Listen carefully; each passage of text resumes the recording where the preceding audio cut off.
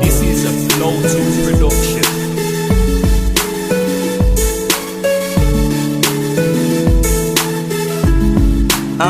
C'est fini, me parle plus. J'ai pas besoin de love à te suivre comme un petit chien, ça m'a rendu toc. Une histoire s'est passée, moi j'ai raté toutes ces années à tes côtés pour te faire plaisir. Mais aujourd'hui c'est fini. Ouais, t'inquiète, je me tire d'ici, je vais pas du tout gâcher ma vie pour une meuf comme toi. Yes, elle est belle, yes, elle est sexy. Oui, elle est bombée, oui, elle est jolie. Mais sans doute une traînée qui vienne vous déchirer. En attendant, je pars pour ne pas subir la même chose. J'aimerais être célibat pour ne pas finir à l'hosto. Si tu savais, aujourd'hui, ouais, je t'aime plus.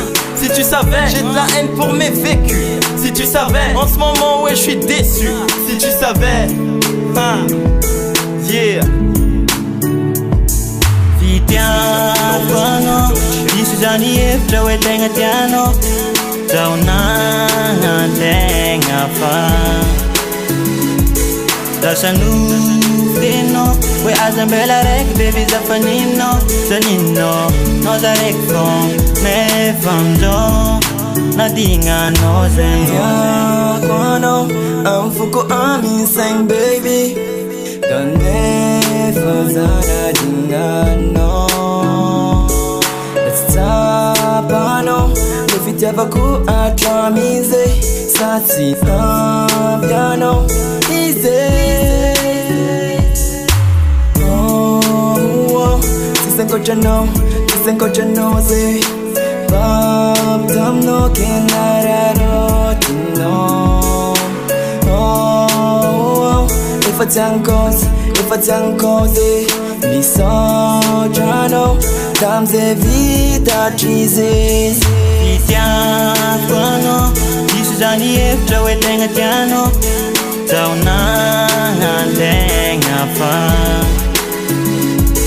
Dasanu fino we azambela rek baby zafanino Zanino no zarek fong me famjo Nadinga no zen Vaniriaku Santiago no zareka panganina Nefazalo Chinawano loza non tatafa Uvita kan fuk sa vodunga kanarat Maftam na ka nefazeng chinawaku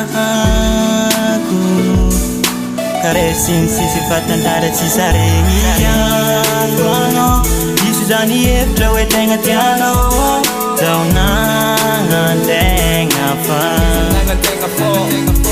Dasanu fino we azambela rek baby zafanino Zanino no zarek fong me famjo Nadinga no zen Tiakwano Isuzani eftra we tenga tiano Zauna tenga fa Dasanu fino we azambela rek baby zafanino Zanino no zarek fong me famjo Nadinga no zen Tiakwano Isuzani eftra